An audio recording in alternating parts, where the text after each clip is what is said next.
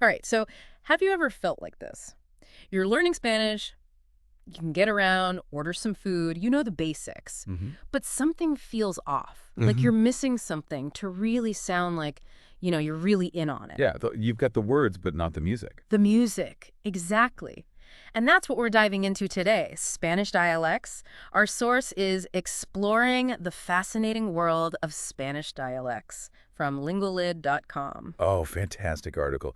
It really gets into how dialects are like the fingerprints of a language. And it's got me rethinking how I've been learning languages this whole time. So everyone starts with Castilian Spanish, right? The default. It's usually what you'll find in textbooks, yeah. But even within Spain itself, things get really interesting. Oh, I bet. I mean, we're talking about a country with so much history. Exactly. Think about it like this.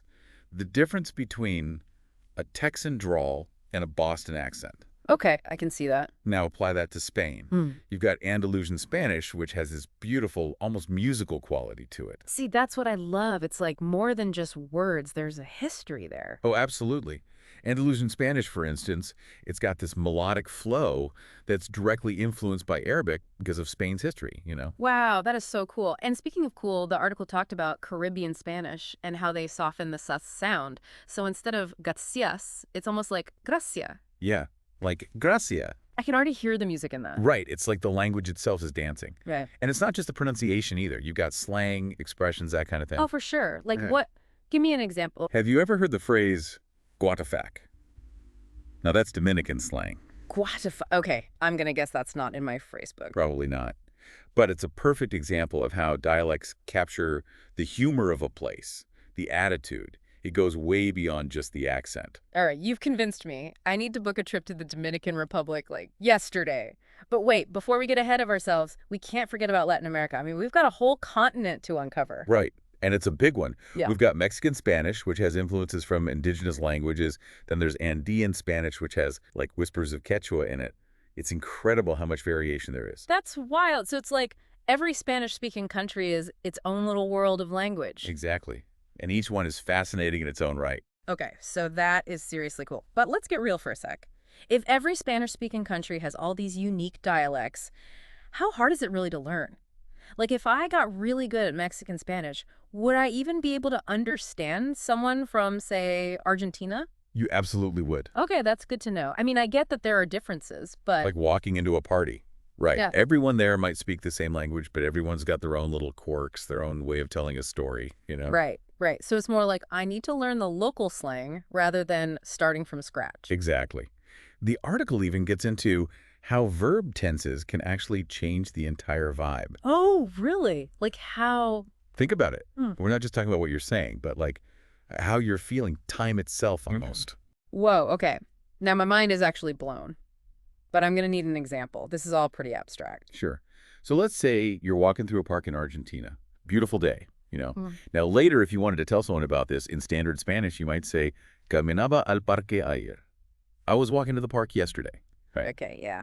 But in Rio Platense Spanish, which is common in Argentina, you'd more likely hear, Estaba caminando al parque ayer, which is literally like saying, I was being walking. Mm-hmm. It's a subtle difference, but it completely changes how you experience the memory. It's like you're reliving it in real time almost. Exactly. That estaba, it puts you right there in that moment, Yeah. and it emphasizes the continuous action. Wow. So I guess what I'm hearing is this isn't just about like not sounding silly. It's about really truly getting a culture right down to how they perceive time. 100%. It's about connecting on a deeper level. I love that. And you know what? Thinking about it, I remember reading Gabriel Garcia Marquez. Yeah, one of the greats. And the way he used language, it just felt different. Like the Caribbean itself was speaking through his words. And that's what makes it so powerful. That regional flavor, it's like its own character in the story. Okay, you've officially sold me. I am booking a trip ASAP. You won't regret it. Because while learning about dialects is one thing, actually experiencing them, that's when it all clicks. Okay, this has been amazing. But before I run off to book a one-way ticket to, well, anywhere they speak Spanish, let's bring it back down to earth for our listeners, especially those just starting their Spanish journey. Of course. Is it too much, too soon to worry about dialects? Should they, like, wait until they've got the basics down? Not at all. I think it's more about having an open mind from the beginning.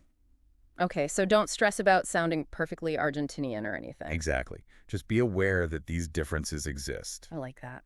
Awareness is key. Yeah, and don't be afraid to experiment. Yeah. Once you've got that solid foundation in, say, Castilian Spanish, start noticing those little quirks, those regional expressions. It's like leveling up your language skills. 100%. Uh, You start with the textbook, then you add your own personal flair. this is making me realize that language learning isn't just about memorizing vocabulary. Mhm. It's about, like, really understanding the heart of a culture, you know? Absolutely. And the beautiful thing is there's always something new to discover, even for native speakers. It's so true. Well, this entire deep dive has been eye-opening for sure.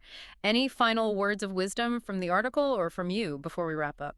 You know what really stood out to me was how these dialects influence everything. We're talking about literature, music, even everyday conversations. It's all connected. It's like a domino effect. Exactly. So my advice is keep exploring. Read books, listen to music, watch movies from different Spanish-speaking regions. Immerse yourself. I love it. And on that note, I think we've given our listeners plenty to think about and hopefully a whole new perspective on language learning. I hope so. It's all about appreciating the richness and the diversity. Absolutely. It makes you realize that language isn't just about communication. Yeah. It's about connection, connecting with different cultures, with history, even with ourselves. I could have said it better myself. And on that note, we'll say adios. Or should I say ate logo or... Laughing. You'll have to keep listening to find out. Exactly. Thanks for joining us on this linguistic adventure. Until next time.